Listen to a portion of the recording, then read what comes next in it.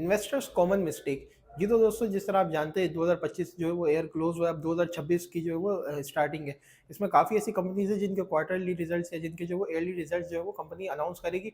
अपनी जो परफॉर्मेंसेज है वो शेयर करेंगी अपने जो है वो इन्वेस्टर्स के साथ। इसमें काफ़ी ऐसे स्टॉक्स है जो कि प्री रैली जो है वो कर चुके होते हैं। अब यहाँ पे इन्वेस्टर्स मिस्टेक क्या करते हैं, वो ये करते हैं कि जो जो स्टॉक पहले से प्री रैली कर चुका होता है या बहुत ज़्यादा जो वो चल चुका होता है, जब उसका अच्छा रिजल्ट आता है या हो सकता है कि उसमें जो वो डिविडेंड भी अनाउंस हो, लेकिन वो अगर प्री रैली कर चुका है तो उसमें होता ही है कि इन्वेस्टर जो है वो मजीद इसमें एक्सपेक्टेशन करते हैं कि ये जो है अब यहाँ से मजीद जो है वो बढ़ जाएगा। जिसकी वजह से होता ये है कि जब वो स्टॉक जब उसका रिजल्ट आता है और जब वो स्टॉक क्योंकि प्री रैली कर चुका होता है, जैसे उसका अच्छा रिजल्ट आता है तो हमने अक्सर ये देखा है कि अच्छे रिजल्ट्स पे भी जो है वो स्टॉक्स नीचे आ रहे होते हैं।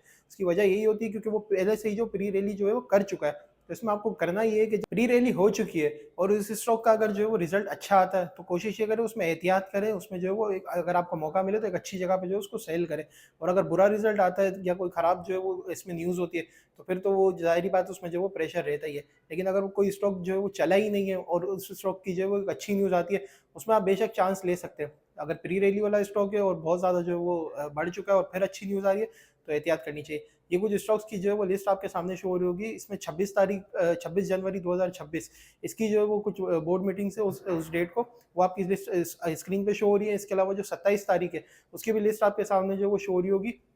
इन 2 तारीख में जो है वो कुछ स्टॉक्स है जिनकी बोर्ड मीटिंग्स है। अब ये स्टॉक्स वो भी हो सकते हैं जो आपके पास जो वो होल्डिंग में हो, तो इनकी जो है वो रिजल्ट्स जिस दिन आए उस दिन आपने जो वो एहतियात करनी है।